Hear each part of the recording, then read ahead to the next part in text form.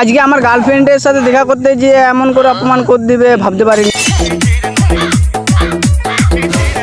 আসলে ব্যাপারটা হচ্ছে সকাল হতে আমার গার্লফ্রেন্ড বলে আজকে ঘুরতে নিয়ে যেতে হবে আমাকে, তাই ভাবছিলাম শত করে গার্লফ্রেন্ডকে আর বান্ধবীকে একসাথে নিয়ে যাবো, তাই শত করে বান্ধবীকেও চাপ করে নিলাম। আর আজকে যাবো ভাইজান এসছে পুলিশ হলে, তাই ভাইজানকে দেখতে যাবো। হ্যাঁ এসতে এসতে রাস্তাটা ভুলে গেছিলাম, মানে মনে করতে হলো অনেক কষ্ট করে। হ্যাঁ ফাইনালি চলে এসলাম জোসাসালকে, মানে যেখানে ভাইজান আসছে। হ্যাঁ আমার গার্লফ্রেন্ড বলছিল যে আমার পাগুলো উকে গেছে, তাই ভাবছিলাম তাকে রেখে দিয়ে একটু ঘুরু ঘুরু করতে যাই। তারপর গার্লফ্রেন্ডকে ওখানে ছেড়ে দিয়ে চলে এলাম ওই স্টেজে। আর স্টেজটা এসে দেখি এখানে অনেক কিছু সাজিয়েছিল। আর হ্যাঁ ভাইজান আসবে 2টার সময়, আর আমরা চলে এসেছি 12টার সময়। তো আমাদেরকে বাড়ি চলে যেতে হবে কিছুক্ষণের মধ্যে। হ্যাঁ বাড়ি যাওয়ার আগে দেখে নিচ্ছিলাম যে কি কি দোকান বস করিয়েছে। এই দোকানগুলো দেখা হয়ে যেতে আমি আমার গার্লফ্রেন্ডকে খুঁজতে ব্যস্ত হয়ে গেছিলাম। আর তারপর আমার গার্লফ্রেন্ডের সঙ্গে দেখা হয়ে গেল।